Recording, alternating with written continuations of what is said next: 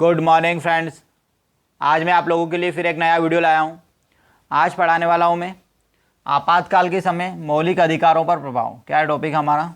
आपातकाल के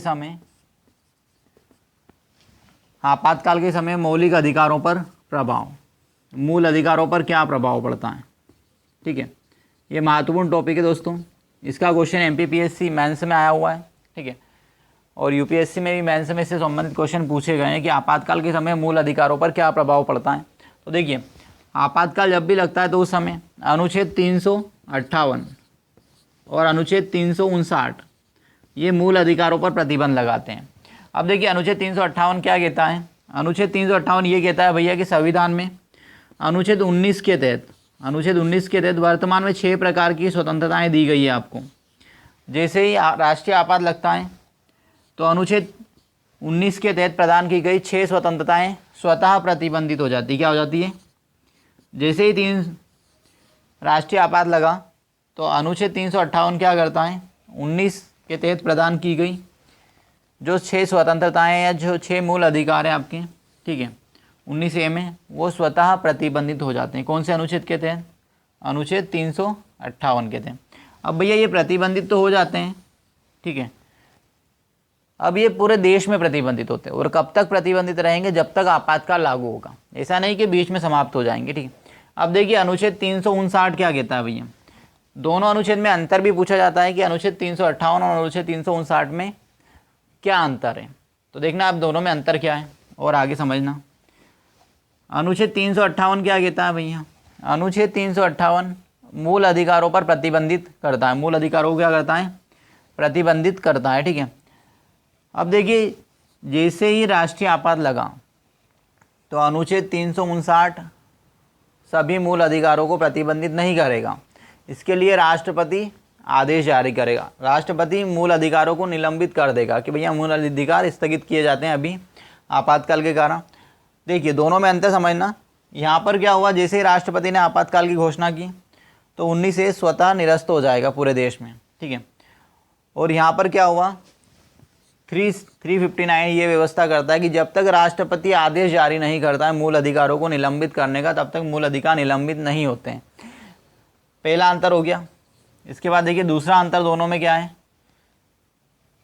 ये पूरे देश में निलंबित होंगे और यहाँ पर जो बचे हुए मूल अधिकार हैं वो पूरे देश में निलंबित नहीं होते हैं, किसी एक भाग में भी निलंबित हो सकते हैं। संपूर्ण देश में मूल अधिकारों का निलंबन नहीं होता है, देश के किसी एक भाग में भी मूल अधिकार निलंबित किए जा सकते हैं। ठीक है, और यहाँ आपातकाल के लिए पूरे समय के लिए नहीं होगा, कुछ समय के लिए भी कर सकता है राष्ट्रपति या पूरे आपातकाल के लिए भी कर सकता है। ठीक है, ये राष्ट्रपति के ऊपर डिपेंड करता है कितने समय के लिए मूल अधिकारों को किसी स्थान या किसी क्षेत्र में निलंबित करना है।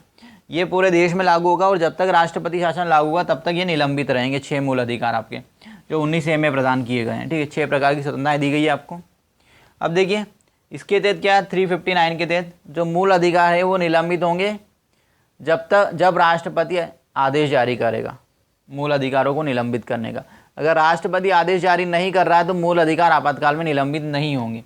ये 6 स्वतंत्रताएं आपकी निलंबित हो जाएगी। इसके बाद देखिए आगे बढ़ते हैं। ये हो गया अंतर।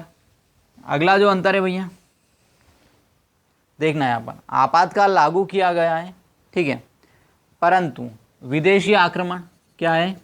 विदेशी आक्रमण के आधार पर ही ये 6 प्रकार की स्वतंत्रताएं निलंबित होती हैं। क्या होता है? जो 6 मूल अधिकार है 19A में, ये विदेशी आक्रमण या विदेशी आक्रमण की संभावना के आधार पर अगर आपातकाल लगाया गया तभी ये 6 प्रकार की स्वतंत्रताएं निलंबित होगी। अगर सशस्त्र विद्रोह हो जाए देश में, क्या हो जाए? सशस्त्र विद्रोह हो जाए तो उस समय 6 प्रकार की स्वतंत्रताएं आपकी निलंबित नहीं होगी। आपको विरोध करने का बराबर अधिकार है। ठीक है, समझना दोनों में अंतर। यहाँ पर क्या है कि जो 6 प्रकार की स्वतंत्रताएं वो विदेशी आक्रमण के समय निलंबित होगी। आंतरिक अशांति या आंतरिक गड़बड़ी, जो पहले वर्ड यूज़ हुआ था इसे हटा दिया, अब क्या कर दिया? उसके स्थान पर सशस्त्र विद्रोह ही होता है, तभी क्या होगी? ये 6 प्रकार की स्वतंत्रताएं निलंबित होगी। नहीं तो आपको 6 प्रकार की स्वतंत्रताएं बराबर मिलती है।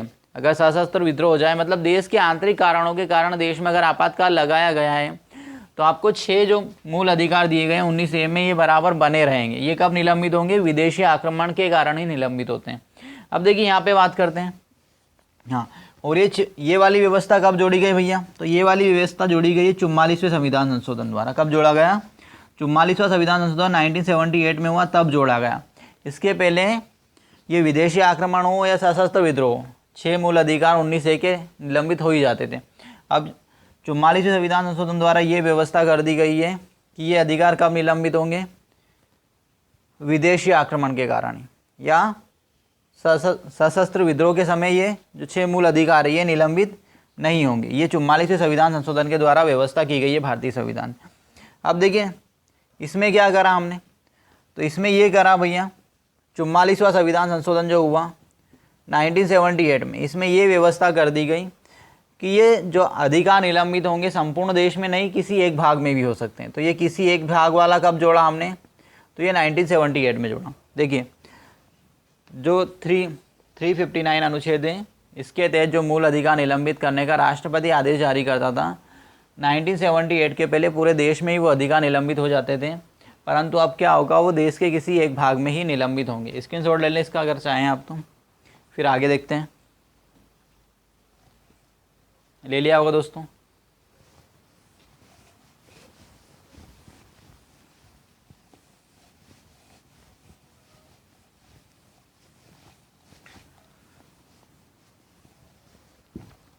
अब देखिए अगला अंतर है दोनों में। 368 को राष्ट्रपति चाहे कि भैया 19A में जो अधिकार दिए उन्हें प्रतिबंधित कर दिया गया है, राष्ट्रपति आपातकाल समाप्त करेगा तभी ये पुनः मतलब लागू होंगे। उसके बीच में अगर राष्ट्रपति चाहे कि लागू कर दिए जाए तो ये लागू नहीं होंगे, ठीक है। और इसके लिए क्या है 359 में राष्ट्रपति इन्हें बीच में भी लागू करवा सकता है। जैसे आपातकाल समाप्त नहीं हुआ, 2 महीने हुए और आपातकाल 6 महीने के लिए लगाया गया है, ठीक है। तो राष्ट्रपति चाहे तो 2 महीने बाद भी ये अधिकार दे सकता है लोगों को, ठीक है। या परंतु यहाँ पर ये व्यवस्था नहीं है, ठीक है। इसके बाद देखिए दोनों अधिकारों में एक समानता भी है। दोनों अधिकारों में क्या समानता है कि दोनों अधिकारों के प्रतिबंध के लिए आप कोर्ट में नहीं जा सकते हो। क्या नहीं कर सकते हो? कोर्ट में नहीं जा सकते हो, ठीक है दोस्तों। तो ये आपातकाल के समय मूल अधिकार पर प्रभाव पड़ता है। अब एक क्वेश्चन ये आता है कि मार्शल लॉ क्या होता है भैया? कि मार्शल लॉ पे एक टिप्पणी लिखने के लिए आई थी MPPSC मेंस में। तो मार्शल लॉ या सैन्य कानून जिसे हम बोलते हैं और आपातकाल में क्या अंतर है, ये क्वेश्चन भी आज समझा देता हूँ मैं आपको। तो देखिए मार्शल लॉ और सैन्य कानून में क्या अंतर है समझना थोड़ा सा। आपातकाल और सैन्य कानून, सैन्य कानून मार्शल लॉ जिसे आप बोलते हो, समझना दोनों में अंतर, महत्वपूर्ण अंतर है। देखिए सैन्य कानून और आपातकाल। अब देखिए सैन्य कानून के बारे में थोड़ी सी परिभाषा समझ लें आप। परिभाषा पूछी जाती है। सैन्य कानून या मिलिट्री शासन वहाँ शासन होता है जो किसी क्षेत्र में शासन व्यवस्था असफल हो जाए। देखिए सैन्य कानून वहाँ कानून होता है जो किसी क्षेत्र में शासन व्यवस्था को फिर से स्थापित करने के लिए लागू किया जाता है। अगर किसी क्षेत्र में कानून व्यवस्था खराब हो जाए, ठीक है, या बदहाल हो जाए, तो उसे ठीक करने के लिए क्या लागू किया जाएगा? सैन्य शासन लागू किया जाएगा, मिलिट्री शासन लागू किया जाएगा। अब देखिए आपातकाल के समय दोनों में जो महत्वपूर्ण अंतर है सैन्य व्यवस्था और आपातकाल में, आपातकाल में पूरा प्रशासनिक व्यवस्था ही बदल जाती है। मतलब पूरा शासन किसके नियंत्रण में आ जाता है? राष्ट्रपति के नियंत्रण में आ जाता है। यहाँ पर पूरी शासन व्यवस्था नहीं बदलती है, ठीक है, शासन व्यवस्था नहीं बदलती है यहाँ पर। तो फिर क्या होता है इसमें? कुछ क्षेत्र में क्या होता है? सैन्य कानून लागू हो जाते हैं। क्या होता है यहाँ पर? उस क्षेत्र में सैन्य कानून लागू कर दिए जाते हैं, ठीक। इसके बाद इसमें क्या प्रभाव पड़ता है? इसमें प्रभाव ये पड़ता है भैया केंद्र राज्य संबंध प्रभावित होते हैं। केंद्र और राज्य सरकारों के क्या हो जाते हैं? संबंध प्रभावित हो जाते हैं। यहाँ पर ऐसा नहीं होता है, ठीक है। केंद्र और राज्य के जो संबंध है वो संबंध बने रहते हैं। यहाँ पर केंद्र और राज्य के संबंध प्रभावित हो जाते हैं। मतलब सरकार एकात्मक शासन व्यवस्था की ओर चली जाती है, संघात्मकता खत्म हो जाती है और यहाँ पर वही शासन व्यवस्था बनी रहती है। परंतु जो क्षेत्रीय प्रशासन है वो किसके पास आ जाता है? सेना के पास आ जाता है, ठीक है। इसके बाद देखिए जो अगला अंतर है दोनों में, अब देखिए मतलब आपातकाल के समय राष्ट्रपति शासन का सर्वे सर्वा बनता है। मतलब यहाँ पे शासन का पूरा कंट्रोल किसके पास आ जाता है, राष्ट्रपति के पास आ जाता है। और इसमें उस क्षेत्र का प्रशासन पर पूरा नियंत्रण किसके पास आ जाता है, सेना के पास आ जाता है। तो ये दोनों में अंतर है, आपातकाल और सैन्य शासन में। तो सैन्य शासन की परिभाषा कई बार पूछी गई है, ठीक है। तो सैन्य शासन की परिभाषा सीधी सी होती है, किसी क्षेत्र में शासन की बदहाली होने पर उस क्षेत्र में शासन व्यवस्था पुनः बनाने के लिए उस क्षेत्र में सैन्य शासन लागू किया जाता है, ठीक है। अब देखिए जो सैन्य शासन व्यवस्था है दोस्तों, ये भारतीय संविधान में कहीं भी इसका उल्लेख नहीं किया गया है। सैन्य शासन व्यवस्था का भारतीय संविधान में कहीं पर भी उल्लेख नहीं किया गया है।